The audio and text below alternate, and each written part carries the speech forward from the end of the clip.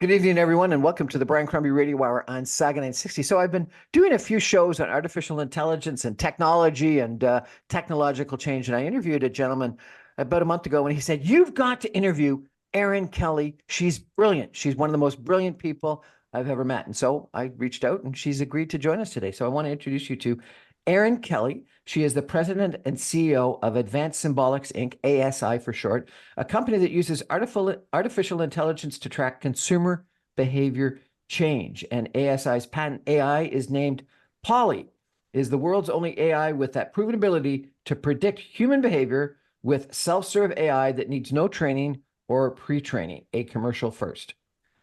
Welcome to the show, Erin. Thank you. Nice to be here, Brian. Tell me a little bit more about Polly.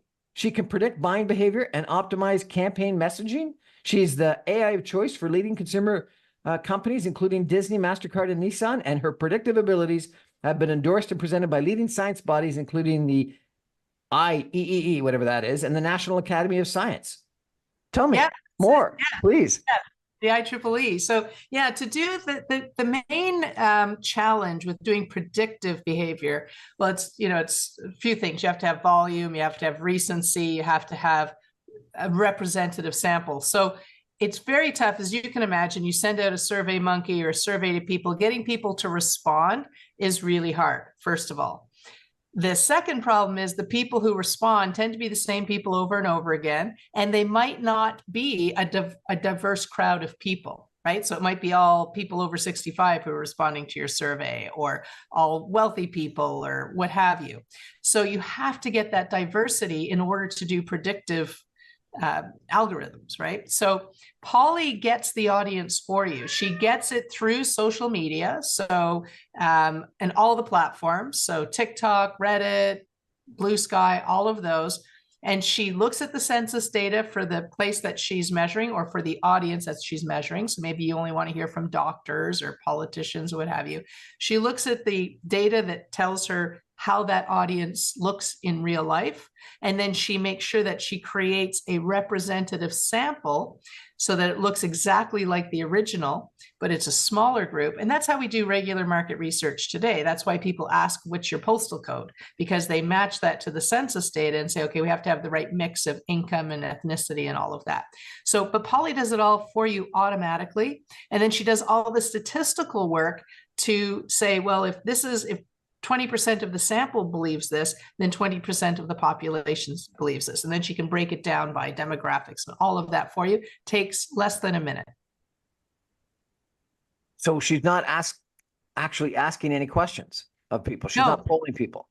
No, she's using her large language models to look at what people are saying. She picks the people, first of all, and she makes sure that they're independent of each other and representative. And then she sees what percentage of this audience of 2 million people that I'm choosing to listen to is talking about this issue. Because what you want to know is, are people spontaneously speaking about you?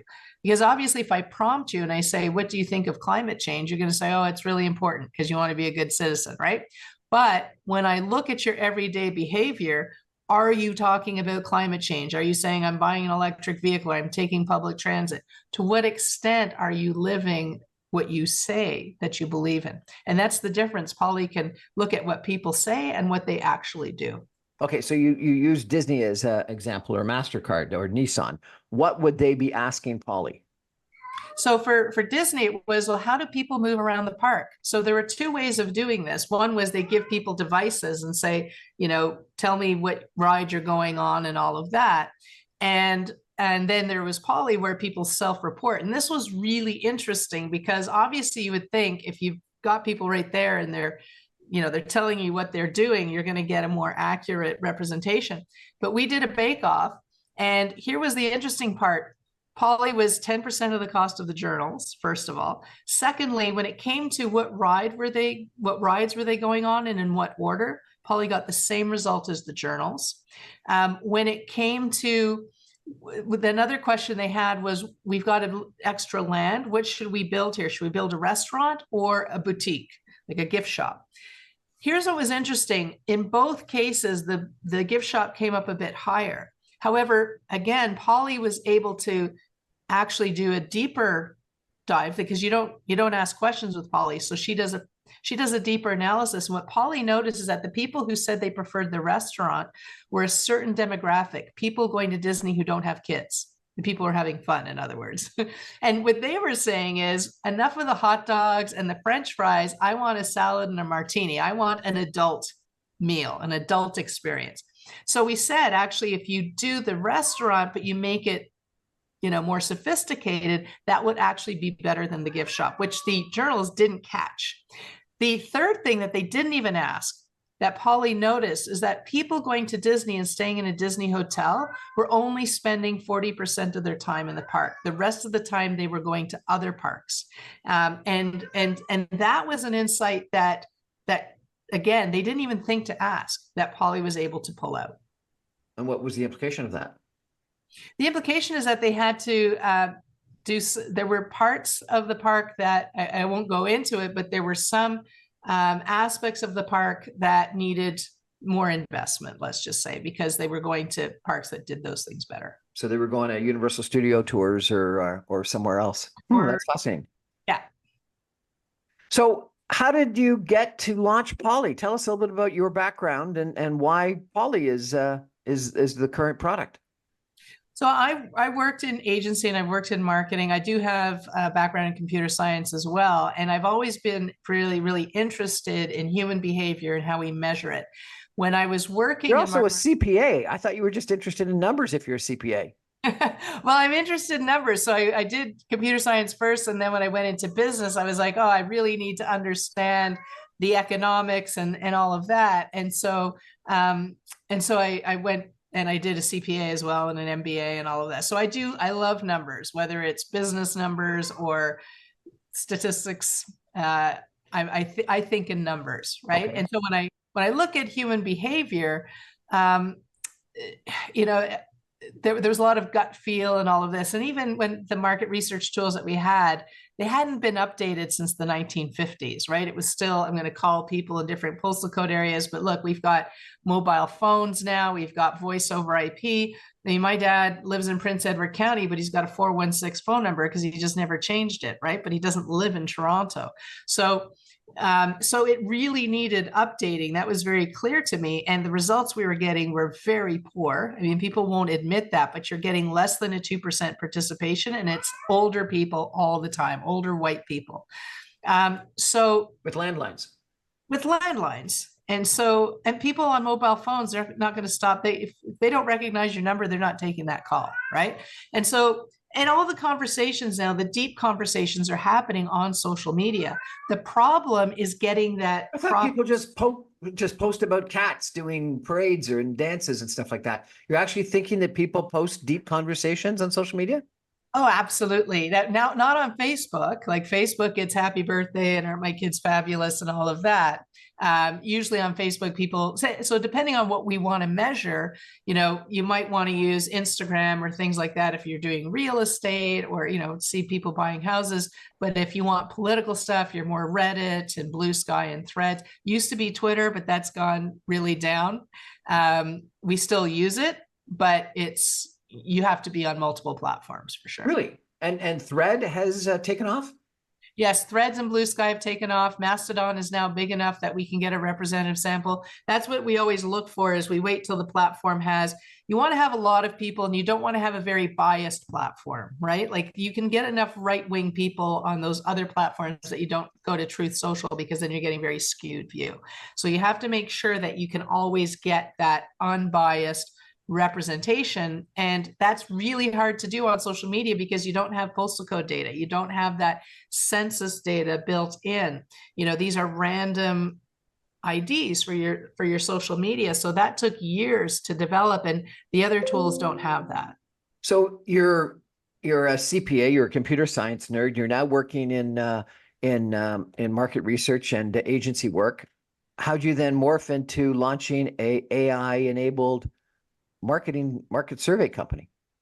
Well, I was a chief operating officer of a large agency in Canada, and I left that because I wanted to do this more analytical work. And I In the course of doing that, I met my business partner who was also doing that. He was doing a lot of work on suicide ideation and detecting suicide ideation in populations, a lot of medical work.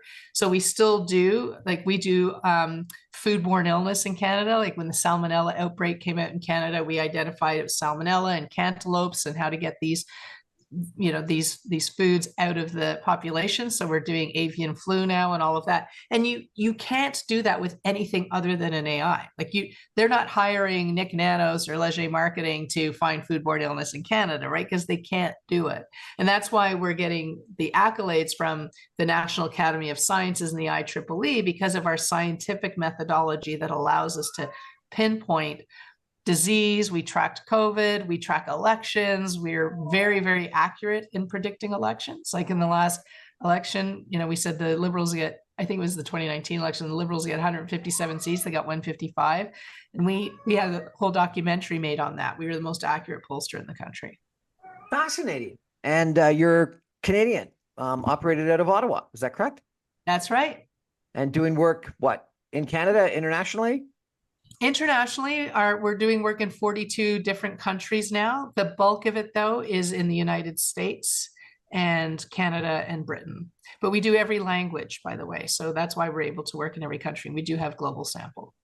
And so bottom line, what you're saying is that people are actually more fulsome and you can get more comments by accessing what they say voluntarily on social media than you can if you actually poll them and ask them directly.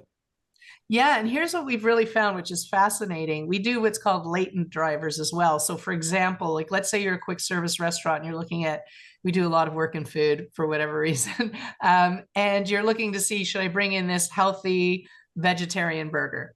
Now, if you ask people, if we bring in a healthy burger, would you like that? They're going to say yes, because there's no skin in the game. Yes, give me a healthy burger, right? But we can see we can go back 10 years on your social profile, as long as you've been there. And we see, okay, Brian says, if you gave him a healthy option, he would eat it. But how often has Brian eaten healthy? Like we see a lot of things that way too not frequently enough. Right. Exactly. So we're able to see what percentage who say they will eat that, and we can look at people who actually go to your restaurant. What other restaurants do they go to? Are they ever eating healthy? And we can give you a very accurate view of whether or not that food that you want to introduce would be. So how do you do that? So you're going to go to their Facebook or their Instagram and find out if they posted that they went to the keg and then track back where else they've gone as well? Yeah, and by the way, it's important to note we don't collect names. We're just collecting, we get everything, and that's why we do a lot of work in healthcare because of that privacy bit. But yes, we're looking back to see when you have, like, especially around things that are healthy, like let's say, even like, because we want to see to what extent do you eat healthy, that you actually do, and we look back on your posts. Are you hey, just had a great salad. Do you talk about, wanting to eat healthy? Do you do these things? You might say every now and then, oh, I'm so excited about this new vegan burger that's coming out because it's healthy. That's great. But then we look and we see to what extent do you often eat healthy and speak about healthy eating. What a fascinating business and what a fascinating product that you've got. Appreciate you telling us a little bit about it. We're going to take a break for some messages and come back in just 2 minutes with Erin Kelly. I'm going to ask what Polly would say about our political situation in Canada and the United States right now. Stay with us, everyone. We'll be back in just 2 minutes.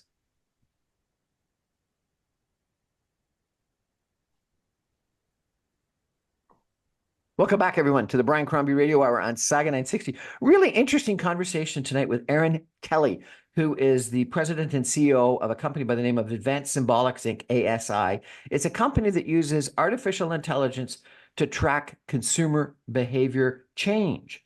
And it's a AI called Polly, named Polly, and it's the world's only AI with the proven ability to predict human behavior. So you predict human behavior. One of the biggest changes that we've had in the last little while is politics in the United States. I saw this news report and an article that said one of the biggest changes is that we've gone from everyone being sort of sour about the future and very negative about the future to joy. Could you actually find whether people preferred joy over sort of the doomsday talk? Because up until now, we've had a lot of people quite successful talking about how negative the world is. And so I was surprised by that comment. How would you ask Polly whether people are more motivated by the sort of the doomsday, what's gone wrong with our world and how we're going to be heading for a depression and a recession and et cetera, versus joy? Yeah, so we can actually get very precise with Polly, and we put in exact messages and say, if a politician were to say this, and it's tied to a specific politician, obviously it needs to be authentic to them. If Trump suddenly started being joyful, it probably wouldn't work for him, right? But so you put in the message, and then you say, and then Polly can actually predict out into the future, this will get them more votes or it'll get them less votes with people who actually vote, because that's the other thing. We can isolate people who vote from people who don't vote.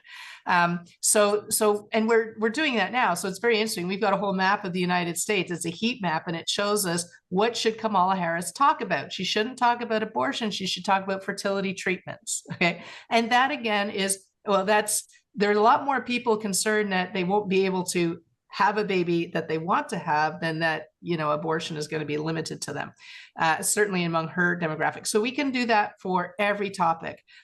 When it comes to joyful versus unhappy, there's such a thing as saturation, right? And I think people are saturated on doomsday right now. I mean, we've got war, we've got inflation, we've got like so many things going on that I think people are saturated with negativity, and they do want hope. We're definitely seeing there's been a sea change. Trump is definitely in trouble now with this change. People are liking that change. I find it fascinating that you can assess that people are more interested in infertility or fertility than abortion. Tell me how you distinguish those two. So we just go into Polly and we say, what are your concerns with reproductive rights? And we give her a whole bunch of options. Well, she actually will say, do you want me to look at this, this, this? And we'll say like abortion and fertility treatments. And there's a whole bunch of them. And because I ran it recently, that's why I know. And then she'll come up and then you can click Harris or Trump. And with both of them, actually, people want to hear more about what's happening with fertility treatments and will they be limited because of that. But Trump can more easily talk about abortion because his followers are anti-abortion, whereas people who will likely vote for Kamala Harris are not, and they're more concerned about the impact on fertility treatments.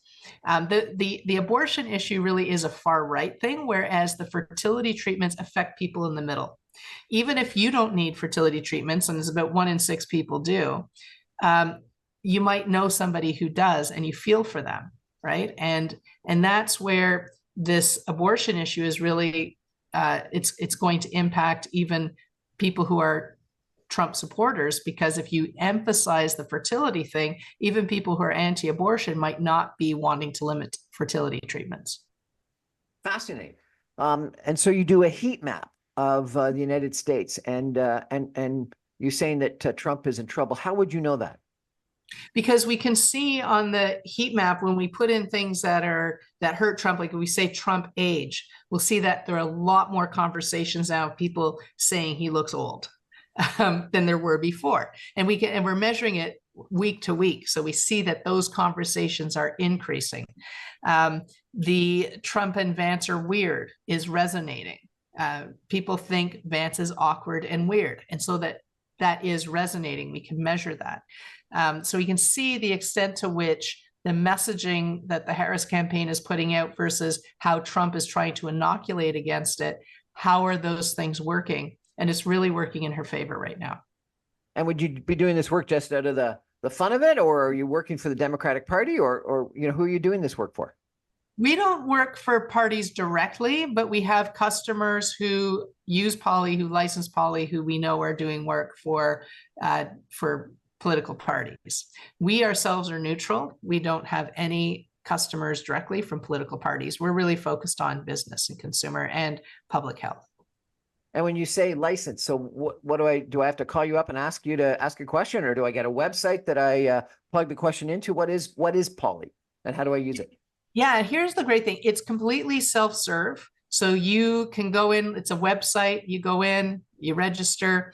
And here's why that's really valuable. If you go to an agency and you say, here are the hypotheses I want to test, that agency now gets smart in your business. They know your issues. They can help other customers with that kind of knowledge.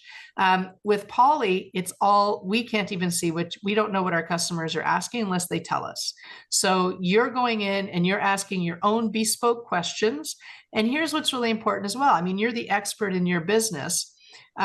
If somebody else buys Polly, like your competitor, unless they ask the same questions, they won't get the same insights. So it's very bespoke and very customized to every customer. It's not a dashboard that everybody sees. It's not keyword based. It's really, you pick your audience, you pick what you want to measure, and it does it for you. But isn't some of the secret knowing the right questions to ask? Yes. And Polly will help you. So if you ask a question that's very biased, Polly will suggest, I mean, you can ask the biased question if you like, but Polly will also suggest more neutral ways of asking that question so that you get a more neutral result. And she will also suggest, would you like to test this question on a particular audience? Or do you just want to do the general population? And you can test your own bespoke messages. Before you create an advertising campaign, you can test in Polly. And what she does is she looks to see for that audience that you're looking at, what messages have they responded favorably to in the recent past? Well, this message is close to that. So she'll say, use that message and don't use this message. And she'll tell you, you'll get a 56% lift if you use this message, and you'll get a 30% drop if you use that message. You said in what you sent me that Polly needs no training or pre-training. I had understood that these large language models needed a fair amount of training. So what's the secret sauce here? Yeah, Polly is the first in the world not to need training, and we're still getting through the patent on that one, so I can't tell you completely the secret sauce. But we have found a way for Polly to train herself using principles in science, so she does not need, so all these lawsuits that you have of artists complaining because people are trading on their stuff, we don't need to do that. And why it's really important is because if we didn't have that, it wouldn't be bespoke. Like, I wouldn't be able to say, people wouldn't be able to say, what do vegans think about this? I'd have to train Polly on what's a vegan and make sure that she's not making mistakes. With this, we don't have to do that. So you said that Trump can't turn and be joyful because it wouldn't be authentic. Could Trump ask Polly, what could I do to change things and win the election? And would Polly come back with an answer? So you can't say, what can I do? You have to give her hypotheses to test. So he could say, I'm thinking of saying this. Create an audience. And so we can create an audience of Trump supporters, an audience of Harris supporters, and we can also create audiences of people who are leaning Harris but haven't decided, and leaning Trump but haven't decided. And he can test that message against all of those four audiences and say, the people who are leaning Harris, if I said this, how would they react? Would some of them come to me? And what percentage of them would come to me? And it would do that. And what it's looking at is, to what extent do they believe that that is a believable message for that brand Trump? Would it convince them? Would they change their vote? This is fascinating. Let's go back to how you, what was your brainchild? How did you come up with this idea?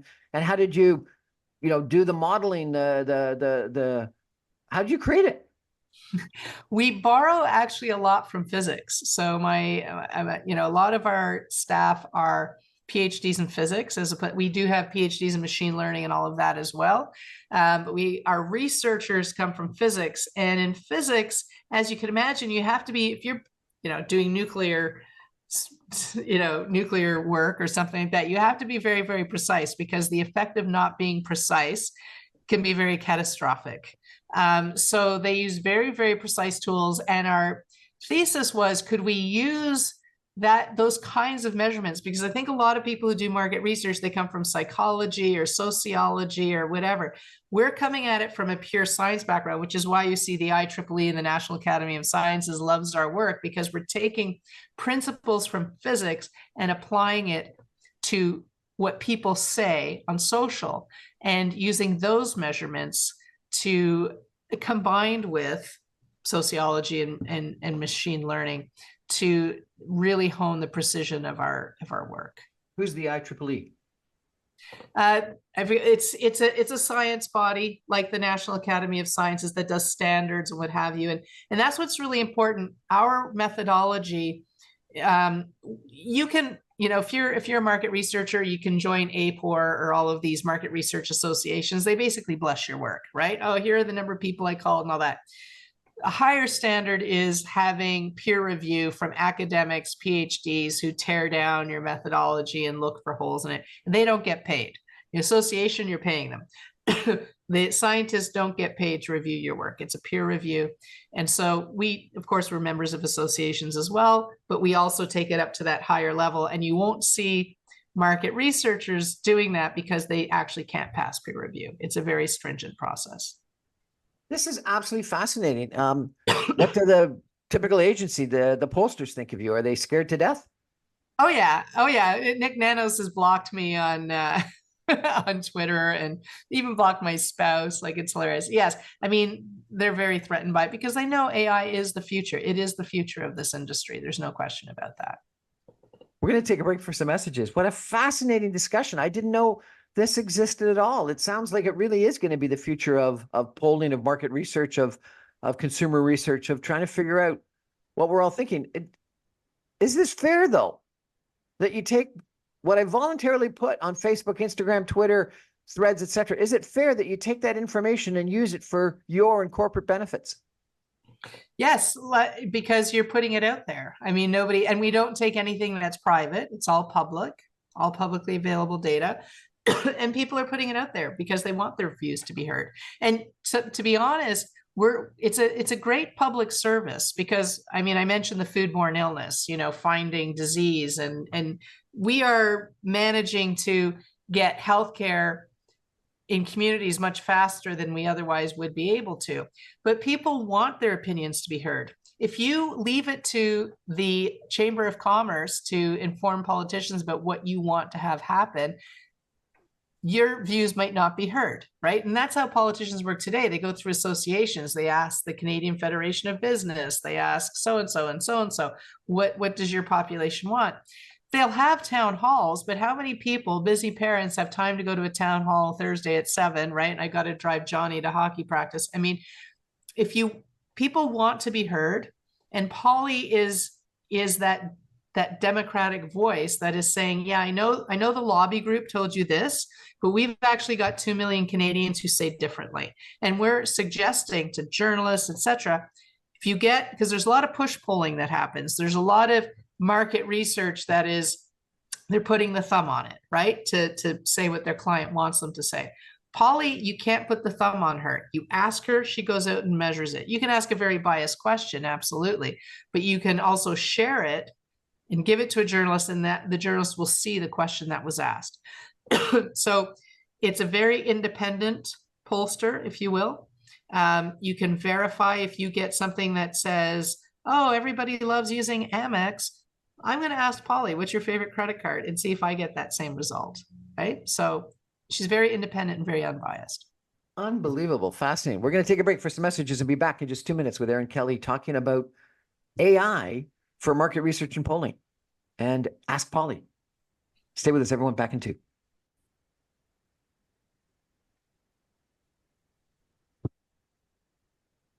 Welcome back, everyone, to the Brian Crombie Radio Hour on Saga 960. My guest is Erin Kelly. She is the president and CEO of a company by the name of Advanced Symbolics, Inc., ASI. She uses artificial intelligence to track consumer behavior. She's got a product, a website, a vehicle called Polly, which is the world's only AI with the proven ability to predict human behavior with self-serve artificial intelligence that needs no training or pre-training. A commercial first. Erin, I understand you've got a Mississauga background. Yes, I grew up in Mississauga. And you went to Holy Name of Mary. Yeah, Holy Name of Mary High School, Mississauga Road. Why'd you leave? We would have loved to have had you here still and have a created in Mississauga Polly company. Yeah, well, I left a long time ago when I was in my 20s, and I had some friends who moved to Ottawa and I came to visit, and I just fell in love with the beaches and the lakes and the natural landscape. I mean, I love to paddle, I love to ski. So yeah, so Ottawa won me over. We're sad to have lost you. Um, the guy that told me you were brilliant is trying to create a AI that will be better for democracy than our current democracy. And he thinks that he can use AI to effectively have referendum on a regular basis.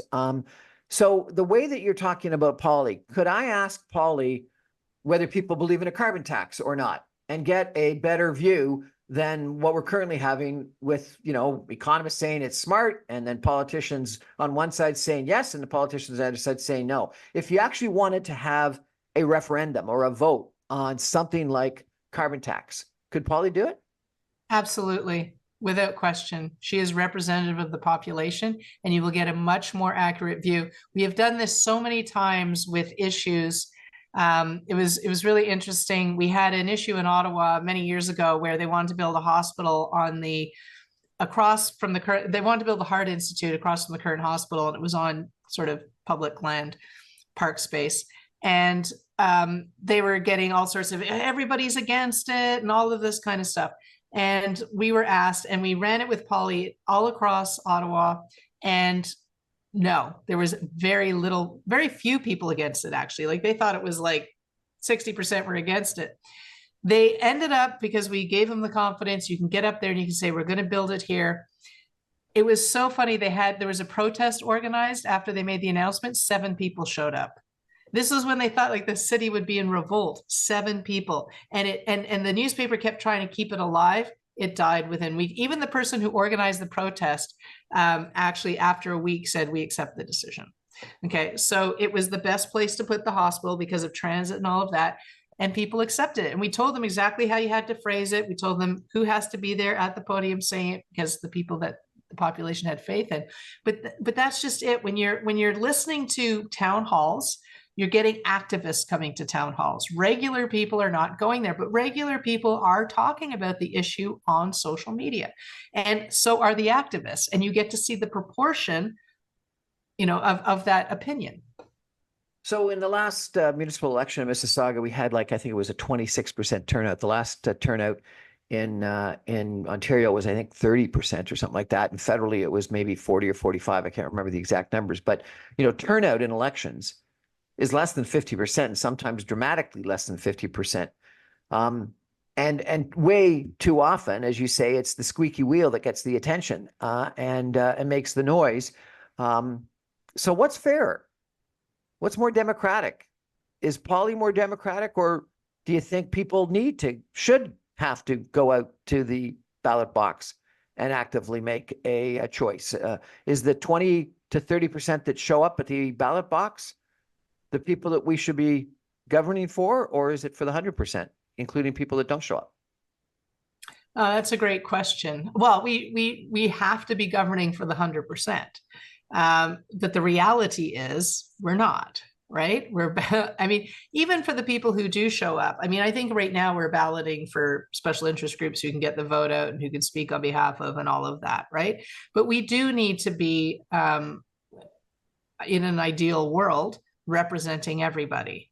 And that's why for us, well, I said we don't work for political parties. We do a lot of work for the government, for the public service, because they're the ones at the end of the day who want to know, if I put out this program, will people use it? Will it be money well spent? If I put out, something for farmers, will the farmers use it? Is it addressing their needs?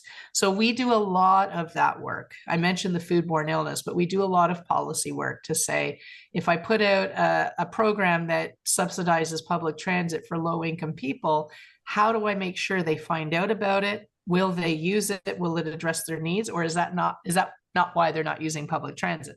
I mean, we've done a lot of work in transit, and a lot of it is about routes and times and all of that. So we are doing that. I think we need to be doing more of that kind of work, and not.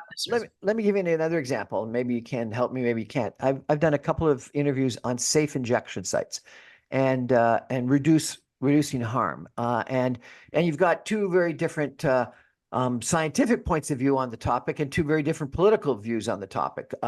So, one believes that, it dramatically reduces people that are going to die from overdose, and another group that says, no, it is an incentive for people to continue using illegal drugs. And then you've got the political view of it's good for society because it reduces harm, and the political view that it's not good for society because whenever you have these safe injection sites, you have a lot of vandalism and crime and homeless people camping out, mental health issues, et cetera, et cetera.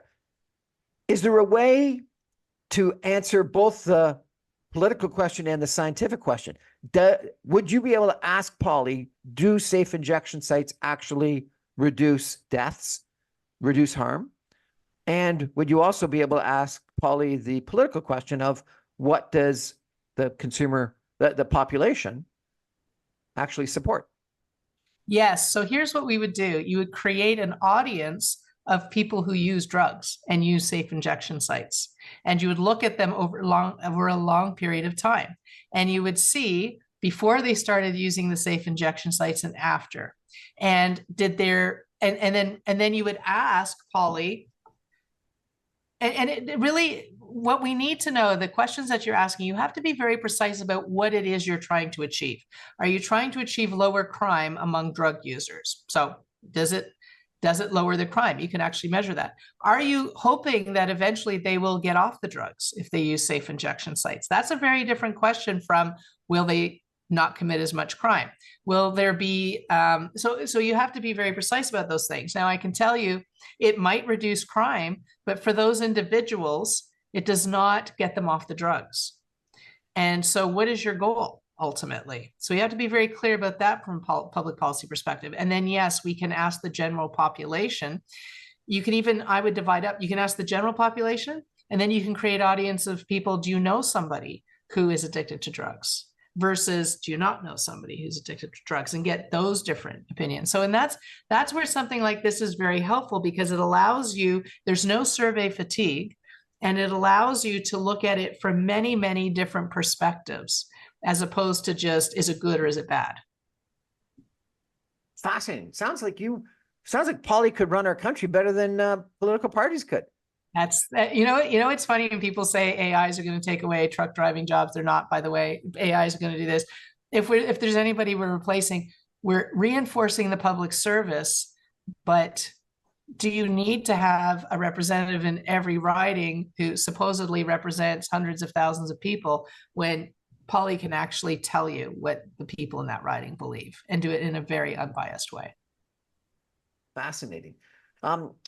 A lot of the major, mass assassinations that we've had and things like that of late, people have said that people predict what they're going to do or say what they're going to do in some social media, whether it's a popular social media like you've mentioned, or, I think this most recent one, he made some comments on some gaming app or something like this. Can you use Polly or something like Polly to do national security issues? No, that would be a different tool, because a national security threat is a needle in a haystack. This is one person. I mean, technically, I suppose you could if Polly were to detect it, but it's not. It's a blunt tool, because lots of people say, I wish somebody would stick a bullet in that guy's head. That doesn't mean they're an assassin. It could just be that they're frustrated, right? We have used, we are able to use Polly in trading, in figuring out, like the GameStop issue, when people are trying to game stocks, we can detect that, because that happens at a much larger scale. But a lone gunman trying to figure out, is he just blowing off steam or is he really a killer? Not so much. We can detect suicide ideation, as I think I mentioned earlier, but not an assassin. Fascinating. I hear comments all the time that people lie on on social media. They only post positive stuff. They don't tell the truth. They, if something good is happening in their life, they talk about that, but they don't necessarily talk about the reality of what's going on in their life. So is Polly actually finding information out on accurate information or on biasedly positive information? That's a great question. And yes, we do studies on that a lot. And there have been independent studies, because there is a view that either everybody on, I've heard both, everybody on social media is negative and everybody on social media is positive. And the studies have shown it's positive and negative equally represented. So, and that's why you want to have huge sample sizes, right? We've got 2 million people that we listen to, not 5 people. And we're listening to them over a long period of time. If you have somebody over 10 years is always like, I'm the best, I'm the greatest, my life is perfect, you know there's something wrong there, right? Because nobody is that. But we haven't seen that. We've done studies on our own sample. We do all the time. And people are sometimes negative and sometimes positive, even on the same topic. You know, so, and which is really interesting for us. And that's why we have to do everything longitudinally, because if, you know, Kamala Harris, she's of course going to get a bump right now because she's new. What we need to know is by November, will she still have that bump? Will it sustain? And the way we do that is by looking at people longitudinally and how they've, you know, how consistent is their point of view on things generally. Is this a person who's up and down all the time? Or is this a person who goes up and then evens out and then stays pretty stable? So that's why we're always measuring that. And most people are normal. We have a sample of very normal people because we select for that. So if I was the Liberal Party or Prime Minister Justin Trudeau, could I ask if there's any chance that he can come back in the polls? Yes. So you can, what you'll get more precise results from is if you say, if I do this, will that help me? If I do that, will that help me? The challenge that the Liberals have is that their entire brand is weak right now. So even if you replace Justin Trudeau, there's still the problem of the party itself. But yes, you would to get the best results, you would say, if I were to focus on this, if I were to deal with this issue, and that's how you would do it in order to figure out. It's not a blanket like, what do I need to do?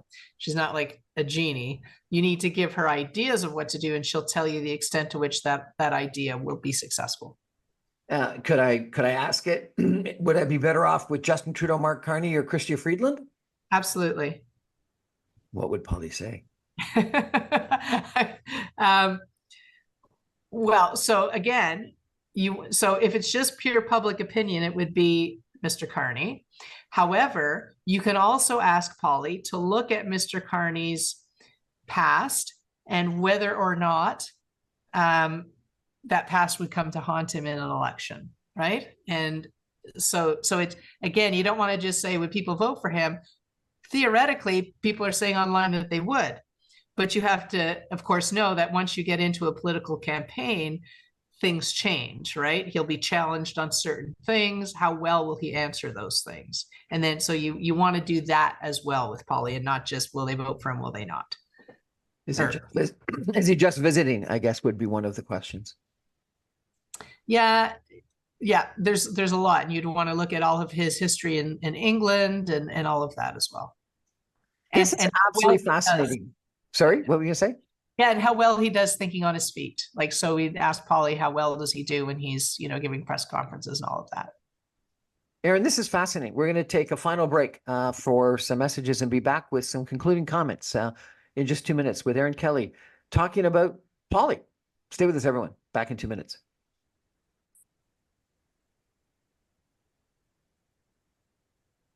Welcome back to the Brian Crombie Radio Hour on Saga 960. I've been chatting tonight with Erin Kelly. She's CEO of a company that has launched a product called Ask Polly, which is an AI that goes into all of our social media and takes a look at what we're saying and answers questions about what we're thinking, what we're interested in, how we would vote, what products we would buy, what we want to do, etc. Erin, you obviously have studied AI and the industry in great detail. What do you think about the future of this world with AI? Some people think AI is going to be so dramatic a change that it's going to be akin to a new industrial revolution. Other people say, no, it's just like a fax machine going to an internet. What do you think the impact of AI is on our world? I think it's going to be huge. It's going to be absolutely huge and positive. So, you know, think about when medical tests, how long sometimes it takes to diagnose somebody with a condition. That's going to get rapidly better. In what I do, our goal is to get away from black and white thinking. Is this good? Is this bad? As we mentioned, how do you tease out all the nuances? How do we get people over their addictions? How do we help people to how do we help politicians deliver what people want as opposed to what lobby groups want? It's not because politicians don't want to do that. It's just they don't have the tools right now to measure the whole population, but we are getting those tools now. So I think it's going to very much change society, and I think for the better.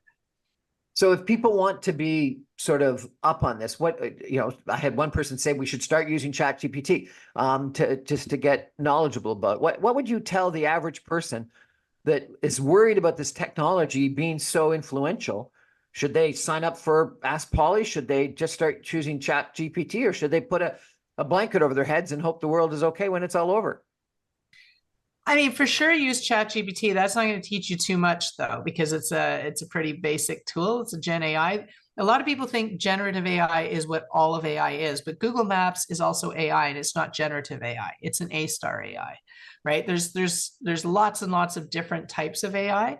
I would just, for now, read online, read articles about it. Use as much as you can that is free. If you work in a company or you work in politics or in business, be the person, because a lot of people feel intimidated. Oh, I don't know anything about it. Guess what? Very few people know anything about it. So now's the time to get in on the ground floor and be someone. Let's say you work in marketing. Yes, bring in a tool like Polly and be the expert in it.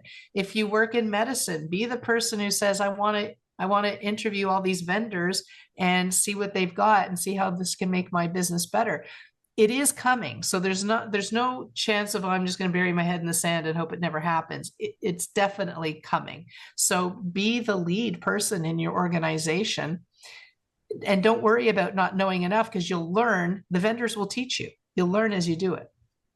Can I ask Polly something, or is it so expensive it's only good for big companies?